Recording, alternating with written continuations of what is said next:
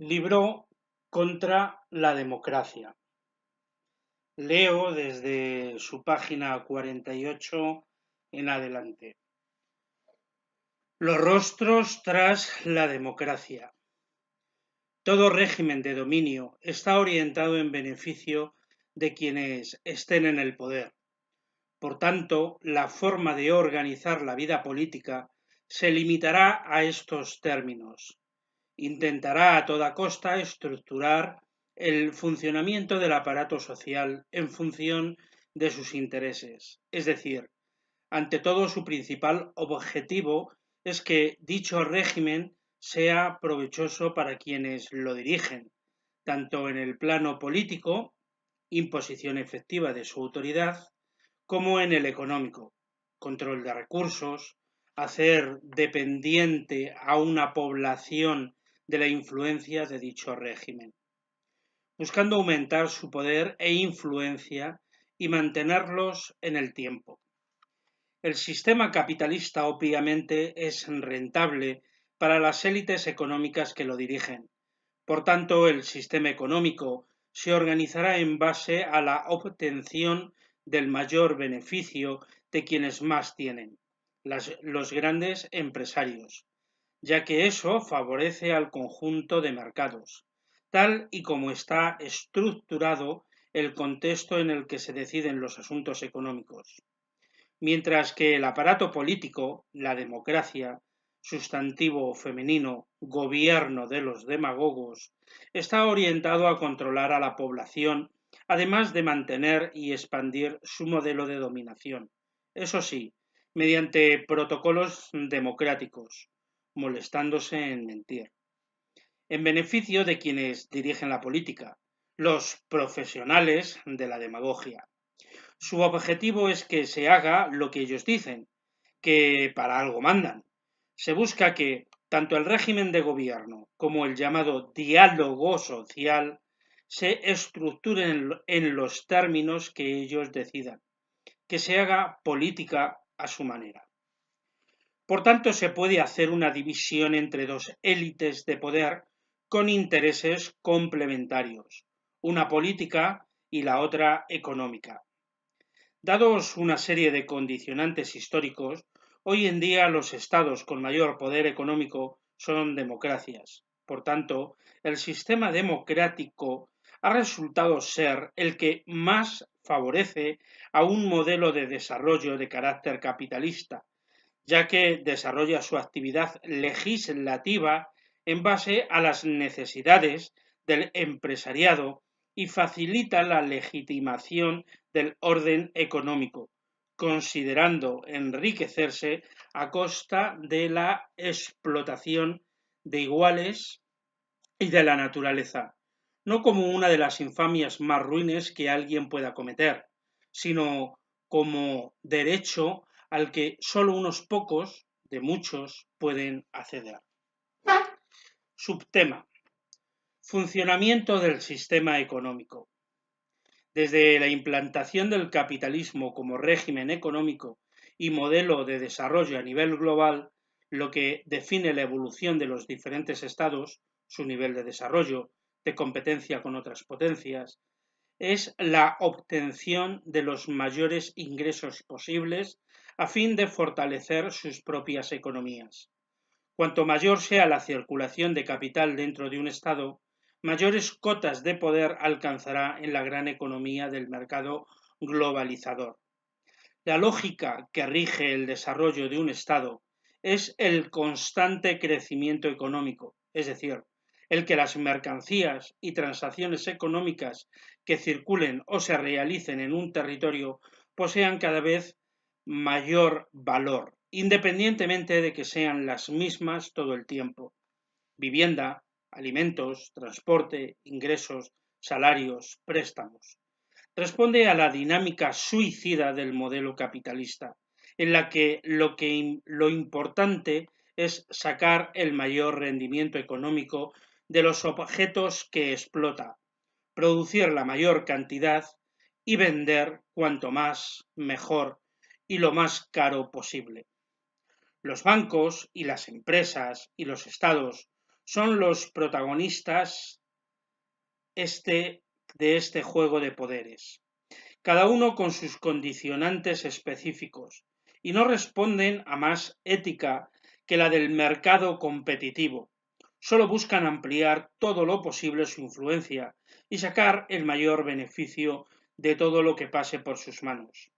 Sirva como ejemplo la venta de armas y recursos militares. Quienes nunca pierden las guerras son quienes producen y venden lo necesario para hacerlas. Empresas españolas tan respetables como Hispasat, que no solo se dedica a la TV y telefonía, Indra, bajo el eufemismo de vender nuevas tecnologías y material informático, Ibérica del Espacio, RIMSA, CESCE, compañías de seguros que hace posible la exportación de armas garantizando los pagos, incluyéndolos en la deuda externa del país comprador. Entre otras son las que dirigen este negocio, con presencia en el ámbito internacional y financiadas por importantes bancos y cajas de ahorros. Banco Bilbao Vizcaya, Caja Madrid, Banco Santander, Barclays, Caja Castilla-La Mancha, BBK, Caja San Fernando, Ibercaja, Banesto, Banco Sabadell, Banco Pastor, Deutsche Bank. También reciben el apoyo del Estado en forma de inversiones en I+D, investigación más desarrollo, entre otras aportaciones más descaradas, como presupuestos militares, ya que comparten el mismo interés expansionista. Hoy en día las guerras están más ligadas a un contexto económico, a la posesión y explotación de los recursos naturales, más que a la lógica territorial de invadir a los vecinos. Para quienes dirigen el mundo les es muy conveniente apoyar esta controvertida industria, es decir, colaborar para que se produzcan y vendan cuantas más armas mejor, aunque acaben en manos de eventuales enemigos, para así cerrar el círculo y que puedan seguir generando guerras indefinidamente. Este sector jamás ha conocido crisis. Siempre resulta rentable invertir en guerras, destrucción y muerte, sobre todo cuando se tiene de tu parte el mayor potencial bélico que ha existido jamás, Estados Unidos, OTAN. Unos fabrican armas y otras las gastan, y a seguir echando moneditas que la máquina siempre da premio. Eso sin contar con que las empresas que hayan patrocinado la masacre luego serán las encargadas de reconstruir lo arrasado, rentabilizando aún más la guerra y refortaleciendo el sistema de mercado. Para ello, los propios estados y organismos mundiales lo concederán derechos especiales de explotación de personas y recursos en la región. Las contratas para reconstruir industrias y demás concesiones que les ayudarán a acaparar más capital y a democratizar infieles una vez casi literalmente reconstruida la región. También vale como ejemplo la explotación sin medida de los recursos naturales en busca de la mayor rentabilidad que se pueda sacar del entorno sin importar el impacto que se le pueda causar, siguiendo la lógica del mercado que solo busca un crecimiento continuo e ilimitado sin importar las consecuencias, destrucción de ecosistemas enteros y el agotamiento de recursos para satisfacer la necesidad de materias primas a los diferentes sectores industriales. O también la imparable construcción de centrales energéticas, centrales petrolíferas, térmicas, nucleares, hidroeléctricas, de fractura hidráulica, para satisfacer la creciente demanda de la imperante industria y buscar salida a la amenaza de crisis energética causada por el uso sin medida del petróleo como motor de la producción industrial y el mantenimiento del actual modelo económico de consumo infinito, producir para gastar en producir más, producir para poder comprar, usar y tirar, para necesitar producir más para poder comprar más. El imperio del mercado, al amparo de las leyes de los estados que lo apoyan y en los que se apoya, se ha apoderado de los recursos naturales, recursos que son el propio planeta y que deberían estar al alcance de todas, y se los apropian para luego venderlos a precios cada vez más altos a quienes no los posean y dependan de ellos. Estos recursos se encuentran principalmente en países con economías destruidas: Suramérica, Centroamérica, África y Asia, empobrecidas durante el proceso de desarrollo de los mercados occidentales, pese a ser los que más materias primas producen para las economías desarrolladas. En esos términos, la dinámica del mercado es depredadora, aunque es evidente el agotamiento de los recursos energéticos. Esta industria aumenta año tras año su producción, siendo además una de las que más devastación provoca en el entorno natural para alimentarse, modificando cauces de ríos, desecando regiones enteras a las que antes llegaba el agua, emitiendo de forma permanente gases contaminantes. La producción no para, poniendo en riesgo poblaciones enteras ante posibles accidentes irreparables. En este sector operan empresas como Iberdrola, que gestiona diferentes centrales nucleares y térmicas, repartidas por todo el estado. Además de la explotación y venta de gas natural, tiene presencia en más de 28 países. Está controlada por la constructora ACS, controlada a su vez por la corporación financiera Alba, siguiendo en poder de voto el banco BBK, Repsol, YPF, y por su parte se dedica a la extracción, refinamiento, transporte y venta de petróleo y gas.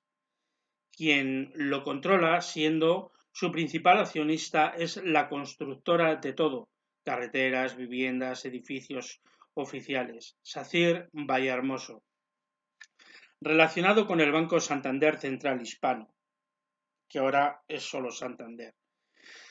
Seguida de la Caixa. Está presente en 30 países. Es considerada una de las petroleras con mayor peso internacional y la mayor compañía privada energética en Sudamérica. Es uno de los principales responsables del deterioro del Amazonas.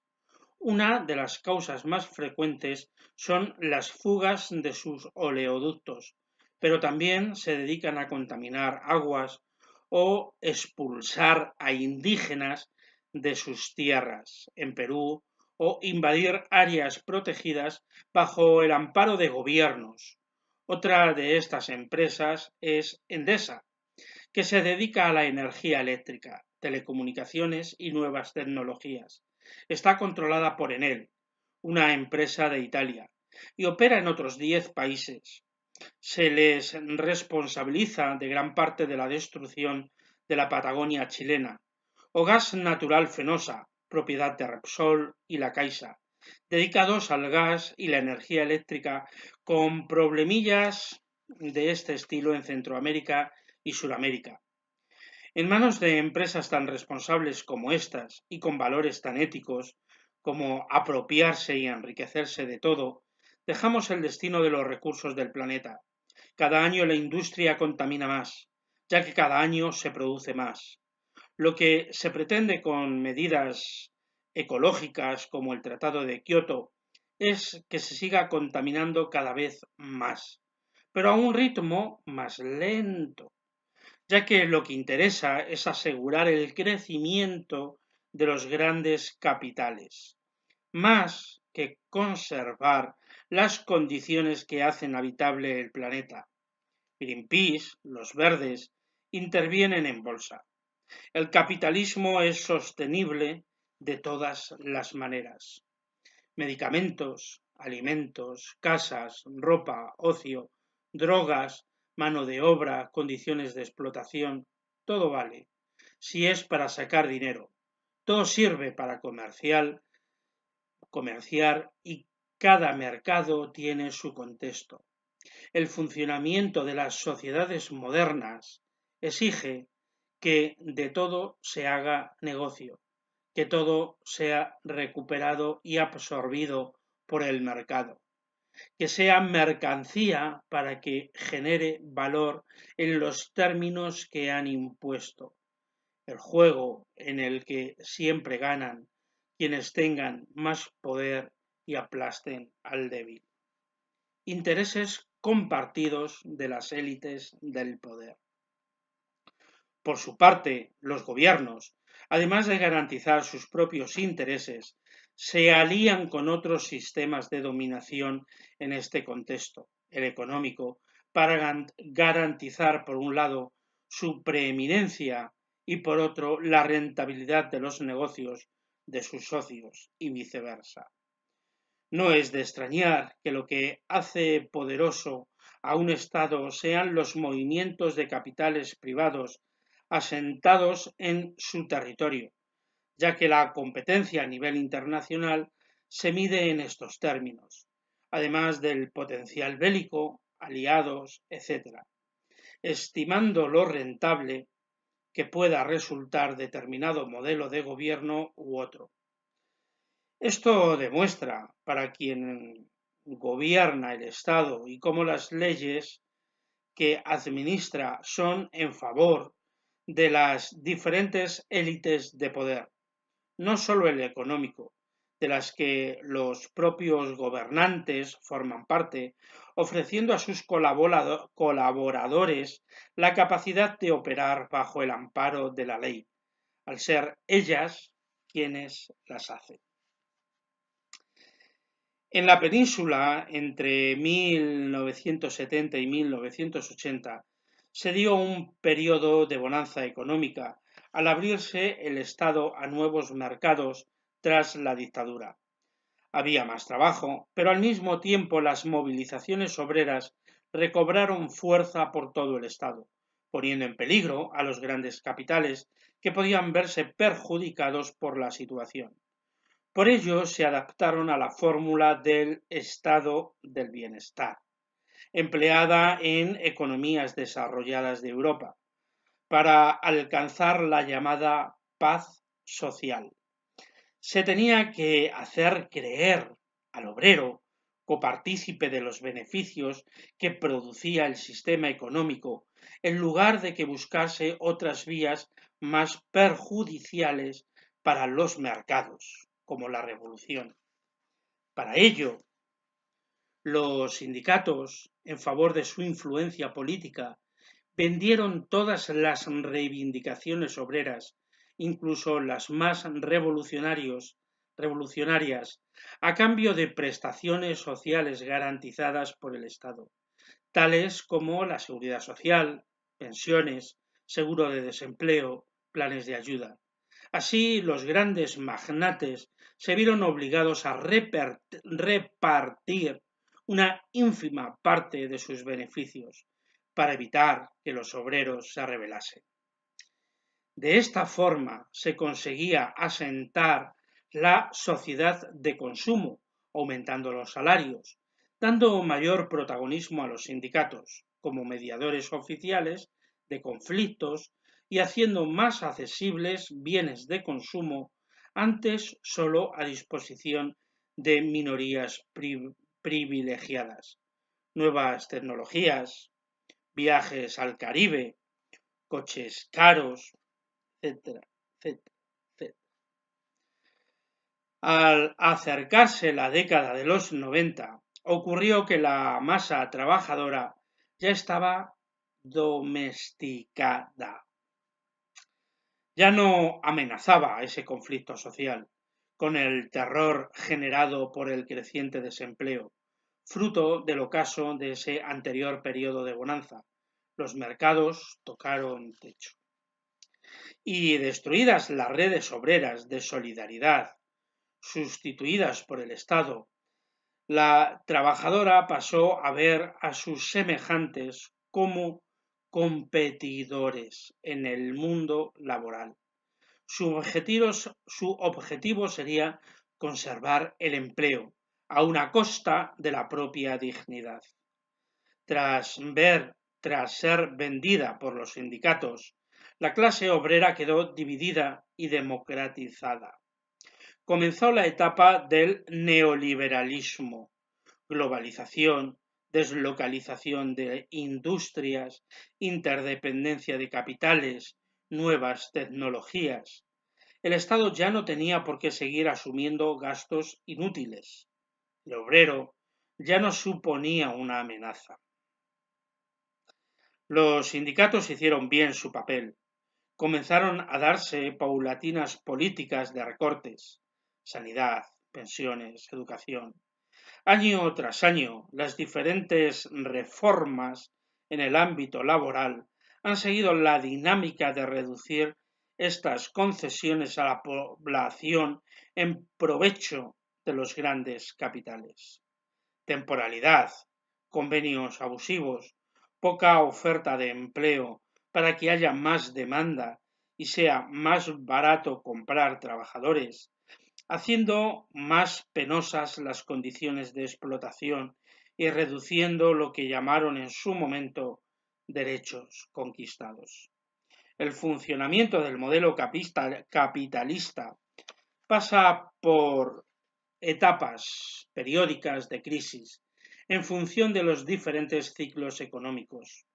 Gran Depresión de 1929, primera crisis del petróleo de 1973 a 1975, segunda crisis del petróleo de 1980 a 1982, crisis asiática de 1977, crisis de Internet 2001, la burbuja virtual, crisis financiera de 2008, generada por la burbuja inmobiliaria y el colapso de las hipotecas, causadas porque no cuentan los objetos en sí, sino el valor que se les da en el mercado, con lo que éste tiende a saturarse debido a que todos quieren producir lo más posible para vender más, hasta que llega un momento en que no se puede comprar y los mercados caen. Las economías se hunden debido a su interdependencia, a la espera de encontrar nuevos mercados a los que expandirse y volver a agotarlos. Las guerras suelen ser el recurso más empleado para salir de estas crisis, ya que permiten reconstruir los mercados. Pasando así por sucesivas etapas de auge, superproducción, crisis, estancamiento y reactivación, hasta consumir todo lo vendible. Por eso se recurre a la privatización, a los recortes, al abaratamiento del despido, a la deslocalización de industrias, a países con condiciones de explotación más óptimas para el empresario y demás políticas neoliberales en periodos de crisis. El funcionamiento de este modelo económico competitivo lleva al agotamiento de todo recurso existente. No puede permitirse empezar a reducir la producción en ninguna de sus industrias para no acabar con el planeta a un ritmo cada vez más rápido, pese a que sobregenere gasto, ya que eso estaría en contra de la dinámica de su funcionamiento y provocaría de igual manera la caída del mercado de valores, que tendría que reactivarse para ganar la confianza de sus inversores, agotando un nuevo recurso. Recordamos que el dinero no se come, que su valor es imaginario y que no es un recurso que haya sido dado a todos por igual, ya que la mayor parte de las fortunas son heredadas o si no robadas. Que se decida el destino de la humanidad en base a él y que sea un objeto de deseo resulta hasta preocupante. Según el desarrollo de los diferentes ciclos económicos que atraviesa la economía, el gobierno decidirá las políticas económicas que va a sufrir toda la población, de acuerdo a los valores especulativos que se manejan en el mercado de valores. Esos numeritos que aparecen debajo de las pantallas en las noticias, sobre los que no tenemos ninguna capacidad de influencia el común de los mortales, pero que marcan nuestro destino. En función de lo que ganen o pierdan las empresas más influyentes, se nos aplicará determinada política económica o laboral, según vaya el IBEX 35, que es el principal índice de referencia de la bolsa española, formado por las 35 empresas más poderosas del Estado.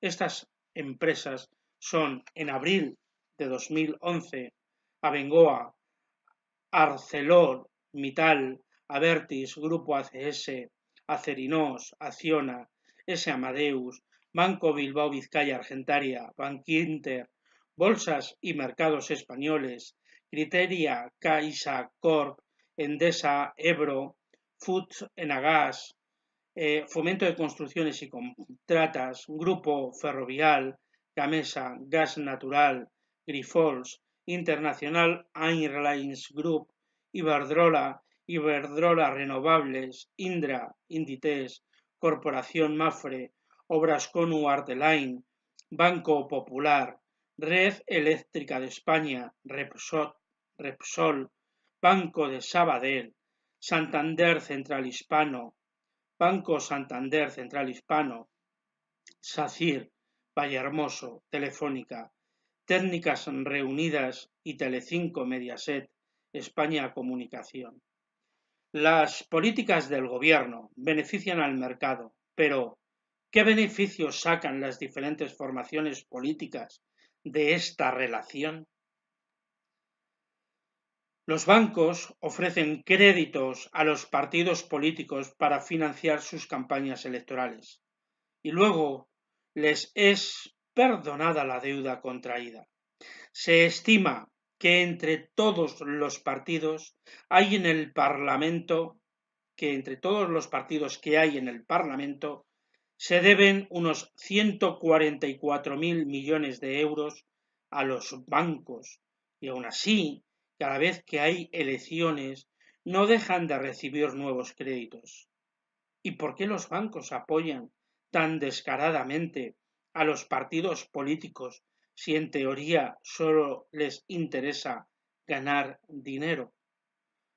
Porque así consiguen influencia en la toma de decisiones que los políticos imponen. La mayoría de las reformas que los políticos plantean benefician a los grandes capitales.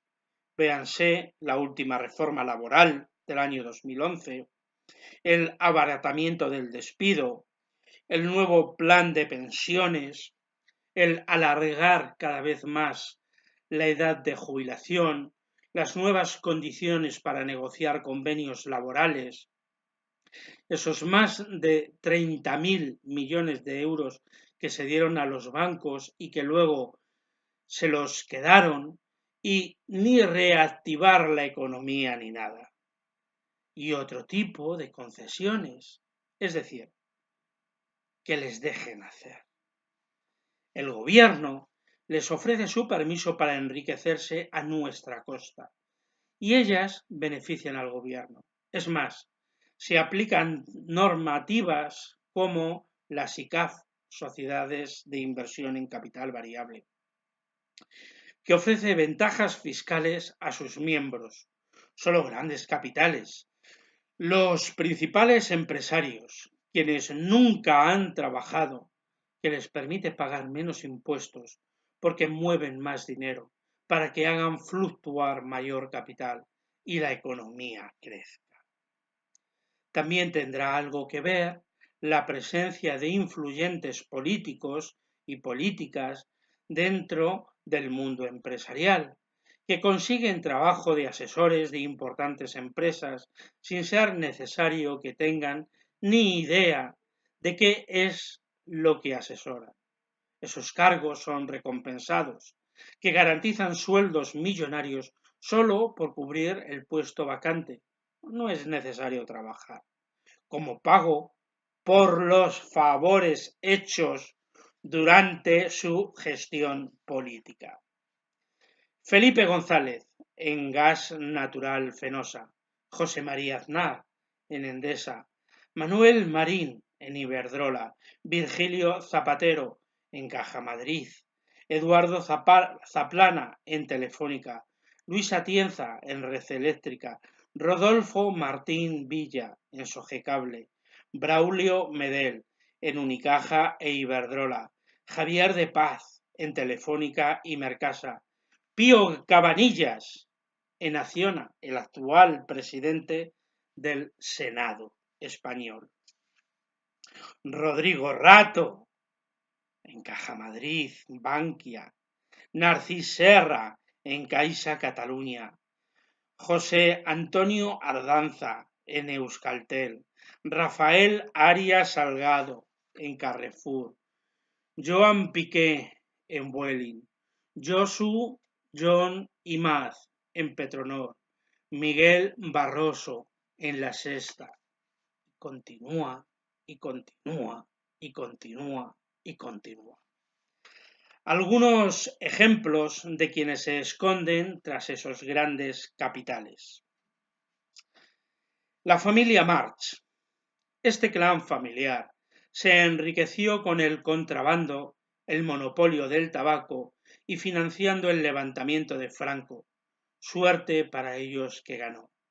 La banca March es el banco privado de la familia, uno de los principales grupos bancarios de Estado, la cual controla con el 34% de las acciones la corporación financiera Alba, que participa como principal accionista en numerosas empresas de gran peso en los mercados, no solo nacionales, como Acerinox, Prosegur, Indra, Carrefour o el grupo ACS, que invierte en distintos sectores económicos a través de otras empresas como Abertis, Autopistas e Infraestructuras, Otchef Construcción e Iberdrola en energía, y es dueño de otras muchas empresas derivadas, Dragados, Urbaser, Clece, Continental Auto, entre otras, a la vez que controla empresas relacionadas con los medios de comunicación como el grupo Prisa a nivel nacional y el grupo Havas a nivel internacional. El grupo Santander Central Hispano, que hoy es simplemente el Banco Santander. Desde 1909, el Banco Santander está dirigido por miembros de la familia Botín. En 1986 compró Bankinter, aumentando de esta manera su influencia en los mercados internacionales. Más adelante, tras el escándalo de Mario Conde en Banesto, que fue condenado por quedarse para él el dinero del banco, el Banco de España, en ese momento presidido por Luis Ángel Rojo, ordenó la intervención de Banesto para venderlo en subasta pública que acabó en manos del Santander. Tras haberle concedido poco antes, el mismo Banco de España, un crédito superior a lo que pagó por Banesto. Vamos, que se lo regalaron. En 2005, como premio a sus favores, Luis Ángel Rojo, después del cargo, fue nombrado consejero externo independiente del Banco Santander, cobrando más que un albañil. Sin ser accionista siquiera del grupo, lo que es un requisito para ocupar ese cargo, también lo fue de la misma manera en el mismo cargo de consejero en la corporación financiera Alba. Por fin murió en 2011. Con la adquisición de Banesto, el Banco Santander se hizo accionista de Antena 3, que acabó controlada por el Grupo Planeta, gracias al apoyo financiero de la Caixa y Santander. En 1999, el Santander se fusionó con el Central Hispano, controlando así gran número de bancos, empresas y medios de comunicación a escala internacional. Santander Central Hispano tenía en 2004 miembros de su consejo de administración repartidos en consejos externos en todo tipo de empresas. Unión, Fenosa, Cepsa, Faes, Farna. ¿Os acordáis de la epidemia de la gripe A en 2009, que fue un bulo para vender más medicamentos? Inmobiliaria Urbis, Pescanova, IBM, Cortefiel, Indra, Armas, Corporación Financiera Alba, Campofrío, Mutua Madrileña, Automovilística, Telepisa, Grupo Televisa, principal grupo televisivo de Sudamérica, Auna, SICAF, MIB Capital, Adviers, Grupo Masabeu, Inditex, Grupo Matutes, Legal and General Group, Person Group, Glass Jimru, British Land, San Paulo, IMI, Ashikazami, General Sisel Bank. Quien dirige este monstruoso aparato económico es Emilio Botín, ya fallecido, que tiene miembros de su familia diseminados por montones de consejos de administración. Esta abominación tiene influencia en más de una decena de países por Sudamérica, sobre todo. Tanto a Botín como a directivas del Santander Central Hispano se les han abierto causas judiciales. Tanto el Tribunal Supremo, el juicio ni se celebró, se presentó aquello de la doctrina Botín, como eres banquero, pues tal y como el rey no declara ante un juez, Botín tampoco.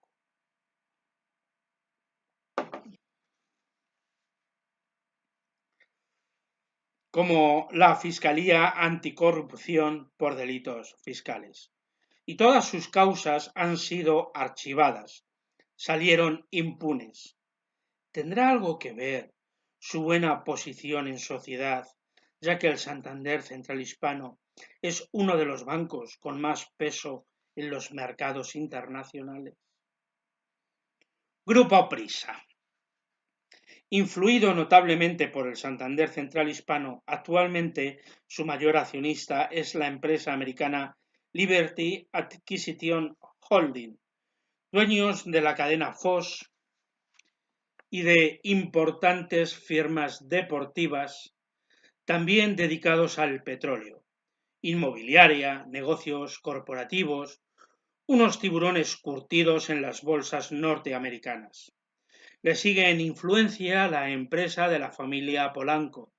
Dentro del Consejo Administrativo de Prisa han estado ejecutivos de diferentes bancos como Juan Luis Cebrián, Bankinter, Isabel Polanco Moreno, Banesto y Santander Central Hispano, Gregorio Marañón y Beltrán de Lis, Santander Central Hispano, familia del Pino, Banesto y Santander Central Hispano, con mayor presencia del Santander Central Hispano.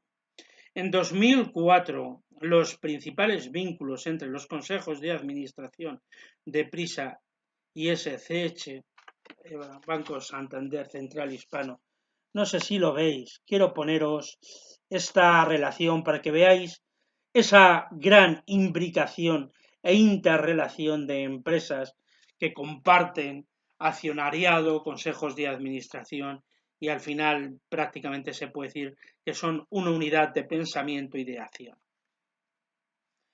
Banco Bilbao Vizcaya Argentaria. El BBV fue fundado gracias a la financiación de la principal oligarquía económica vasca, el grupo familiar Neguri, Ibarra, Zubiría, Muguruza, Lippert del Clos, clan empresarial controlado por la familia más poderosa del panorama industrial.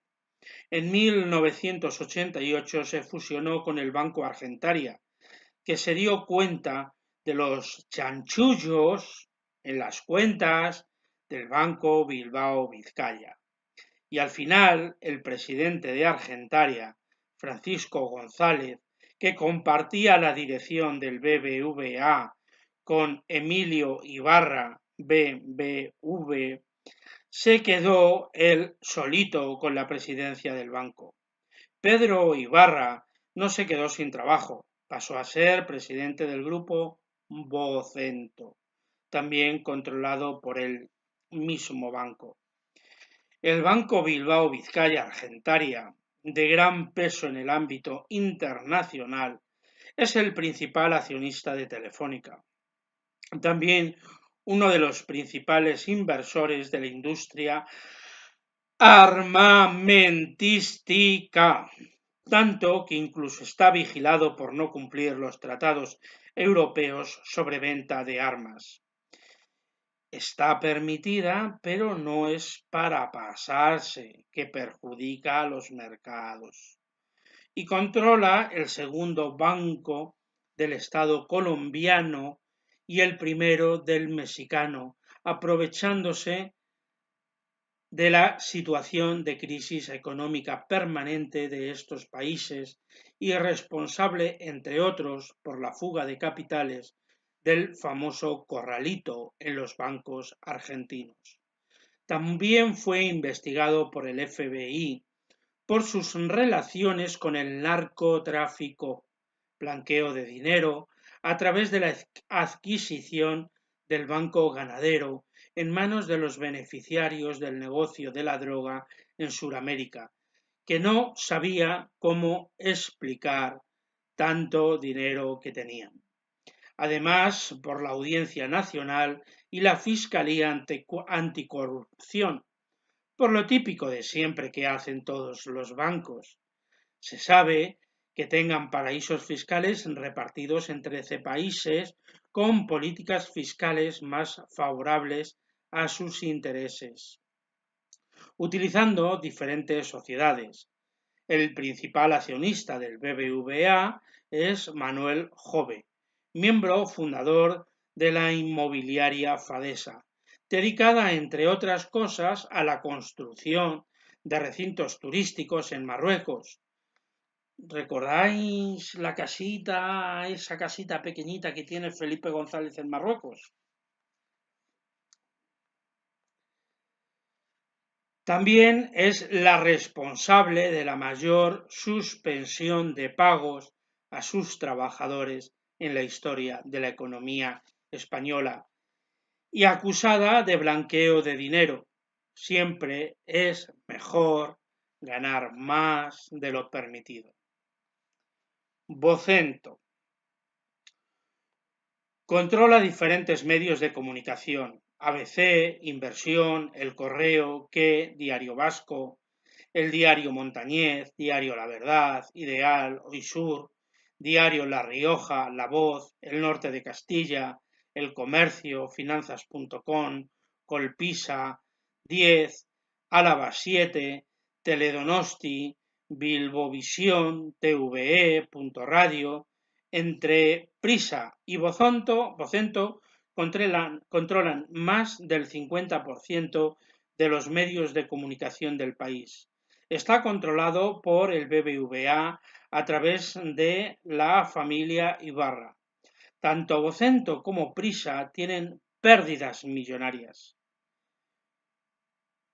por lo que necesitan asociarse con empresas y bancos para seguir funcionando como negocio, pese a no ser rentables en términos de beneficios.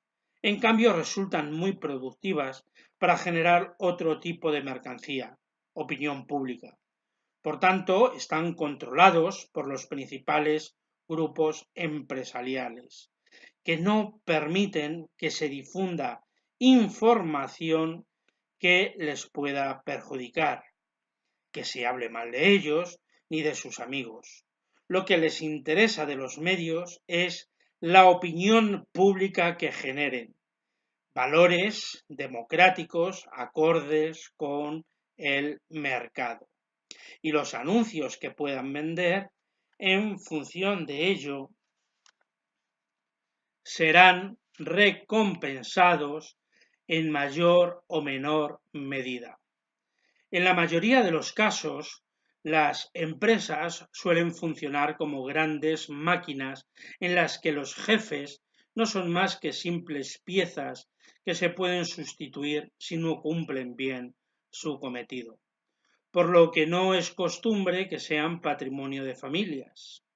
Esto que se sepa, muchas de las informaciones no pueden llegar a conocerse del todo, ya que una empresa puede llegar a ser controlada incluso con menos del 5% de sus acciones, y es a partir de esta cifra cuando se declara en bolsa. Y luego también están las empresas interpuestas, colaboradoras en consejos de administración o diferentes sociedades, que con diferentes nombres son controladas indirectamente por grandes empresas. Conclusión. Dado que el orden económico mundial es el mercado competitivo de carácter capitalista, el desarrollo de las sociedades modernas se basa en el enriquecimiento sin medida. Todos quieren aprovecharse de todos. El afán de lucro es un valor socialmente aceptado cuando lo que fomenta es la explotación y la desigualdad. Es necesario superar este tipo de mentalidad si se quiere alcanzar algún cambio en ese sentido, atacando no solamente a las élites económicas que se benefician de este régimen capitalista, sino a la sociedad de consumo que lo alimenta y al modelo de desarrollo unidireccional que impone. En la vida que nos han impuesto, quieren hacernos creer lo necesarios que son para que las cosas vayan bien, incluso pueden irnos mejor a nosotros, que nos salvemos unos pocos. Se calcula que el 80% de la población mundial pasa hambre. Nos permite endeudarnos, hipotecarnos, trabajar para ellos y comprarles muchas cosas. Es lo que nos han dicho de pequeños, que es calidad de vida. Y así, con nuestras limitadas aspiraciones, podemos hacer que la máquina siga funcionando. Nos han hecho creer que en este juego son las mismas reglas para todos, pero eso es falso, porque unos tienen más que otros y por tanto mayor poder e impunidad. ¿Hay alguien que se crea que se pueden alcanzar estas fortunas trabajando? ¿O es necesario tener suerte en los negocios? Aún así, aceptamos este sistema en el que los gobernados y los explotados siempre tenemos las de perder. Que se queden para ellos sus mercados y sus numeritos. Ninguna persona necesita para vivir complejos sistemas que interrelacionan mercados en función de incomprensibles flujos económicos y de los intereses de entes abstractos como son empresas y bancos. El mundo no les pertenece solo porque nos digan que así es. Podemos organizarnos e ir dejando de depender de su influencia. Si ellos se apoderan de los recursos con el amparo de la ley, nosotros podemos recuperarlos porque somos quienes los necesitamos. Y nada, ni tan siquiera la ley, justifica que a unos les falte y otros acaparen y manden. La vida debe organizarse de acuerdo a quienes viven y no conforme a lo que digan seres inertes como la bolsa o el dinero. Podemos asociarnos entre nosotros, entre iguales, sin depender depender de la imposición de otros, y eso ni la ley puede evitarlo. Podemos cambiar nuestro modo de vida y volver a ser seres humanos y no entes alienados que viven de las sobras del mercado. Somos capaces de crear lo que necesitamos porque somos nosotros quienes lo fabricamos. Cualquier trabajo que desempeñamos para el capital podemos ejercerlo en aras de nuestra liberación. ¿Qué tenemos necesidad? Por supuesto. ¿Que tenemos necesidad? Por supuesto. Necesitamos casas, comida, ropa, pero no necesitamos pagarlas. ¿Cómo sería posible vivir sin dinero?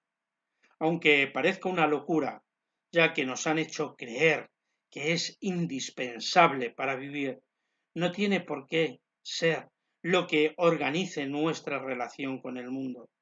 Podemos actuar en función de nuestras verdaderas necesidades y no buscar tener siempre más entrando en su juego. Tampoco es el dinero lo que nos mantiene cuerdos y evita que nos vayamos matando como locos, sino todo lo contrario. Estructurar una sociedad de acuerdo a la propiedad es lo que genera competencia y situaciones de conflicto. Existen valores como la cooperación, la solidaridad y el apoyo mutuo que nada tienen que ver con cómo se rige el mundo y aún así pueden ser lo que conformen nuestra vida y nuestras relaciones, siendo todas iguales, siendo imposible que nadie se imponga a las demás, ya que las demás le mandarían a la mierda. Todas nos ayudaríamos en lugar de pisarnos para escalar en la pirámide social. No tenemos por qué seguir con esta dinámica suicida de vida, consumiendo días en ciclos impuestos de trabajo, ocio, descanso. Podemos crear alternativas reales a esta situación, diferentes proyectos de autogestión que promuevan la colaboración entre ellos para que nunca más tengamos que usar su sucio dinero ni tener que entrar en sus tenebrosos templos de mercancías. Nos daría igual que parasen los mercados porque no les necesitaríamos para vivir, ya que tendríamos nuestros propios recursos y seríamos nosotras quienes los gestionásemos de acuerdo a lo que acordásemos entre iguales, sin dirigentes, en base al mayor beneficio para todas en lugar del de quienes más tengan en ese momento. Página 64. He leído desde la página 68 hasta la 64. Seguiré leyendo sucesivamente el libro Contra la Democracia y lo presentaré en una lectura por aquí. Puede ser una manera de ponértelo el libro y escucharlo y escucharlo y escucharlo, e incluso para aquellas personas ciegas que estén interesadas.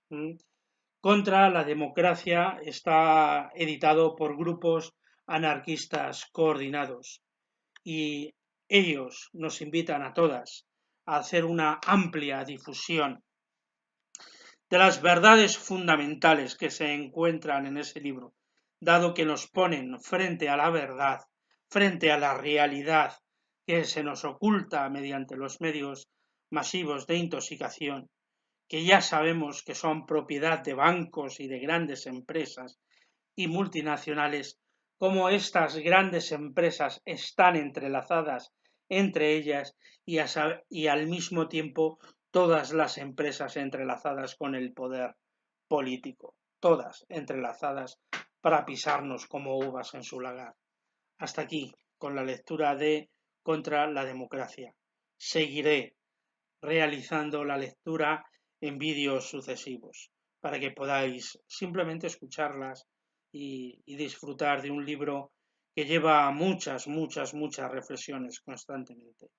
Salud y anarquía.